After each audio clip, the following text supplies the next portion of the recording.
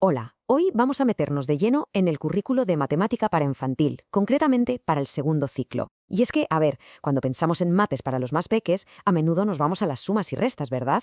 Pero es mucho, mucho más que eso. Se trata de algo increíble, de construir las mismísimas bases de su pensamiento. Venga, vamos a descubrirlo. Y esta frase, sacada del currículo oficial, lo clava, lo resume todo.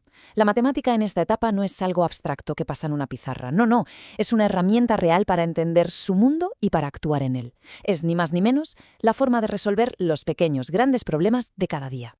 Bueno, aquí tenemos nuestro plan de viaje. Primero veremos el enfoque general, la filosofía que hay detrás, y luego nos sumergiremos en las dos grandes misiones matemáticas de la infancia. Por un lado, entender qué es la cantidad y por otro, comprender las formas y el movimiento.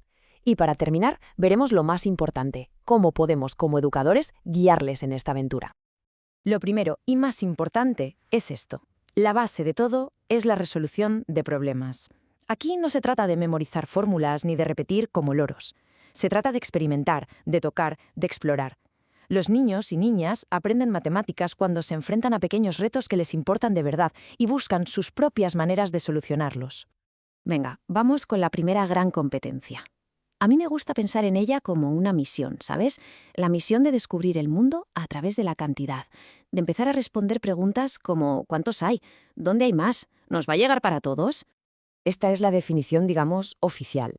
Pero fijaos en el corazón del asunto.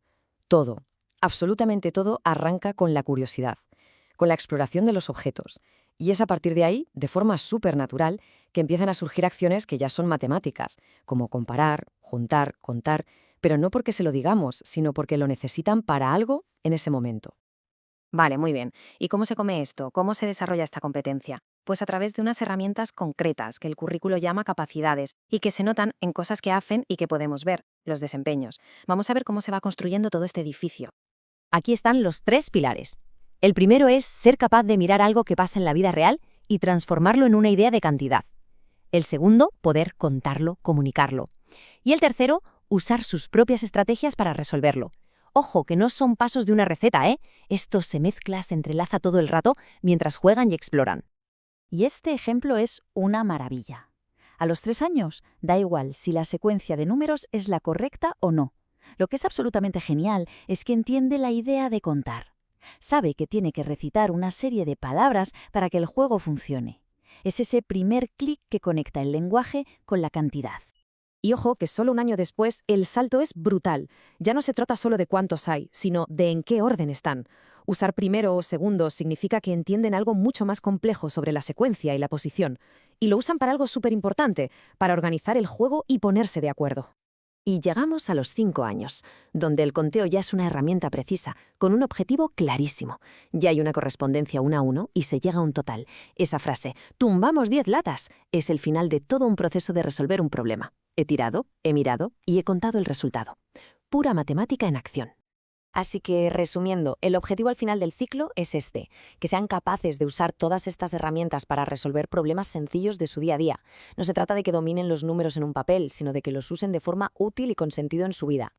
Venga, cambiemos de tercio y nos vamos a la segunda gran misión matemática. Si la primera iba sobre el cuánto, esta va sobre el dónde y el cómo. Es la misión de empezar a entender el mundo físico, las formas de las cosas, cómo nos movemos nosotros por el espacio y dónde está todo colocado.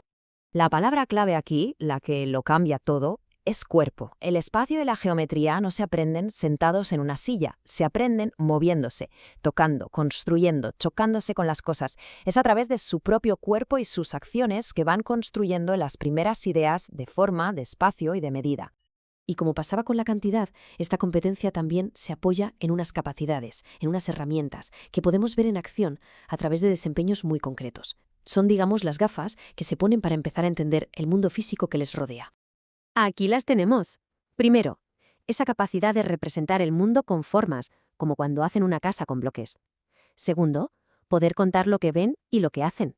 Y tercero, usar sus propias estrategias para moverse y situarse, como por ejemplo seguir un caminito de baldosas o encontrar un juguete que hemos escondido. A los 3 años, el lenguaje sobre el espacio es la clave.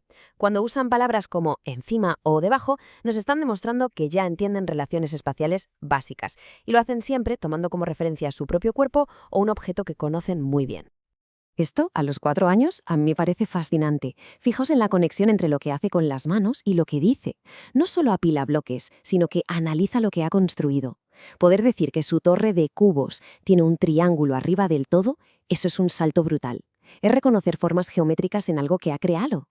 Y con 5 años ya empezamos a jugar en la liga de la medida. Lo hacen a través de la comparación directa. Esta es la semilla de todo lo que vendrá después con las reglas y los metros. Al decir es más largo que, están resolviendo un problema de comparación de una forma súper directa y eficaz.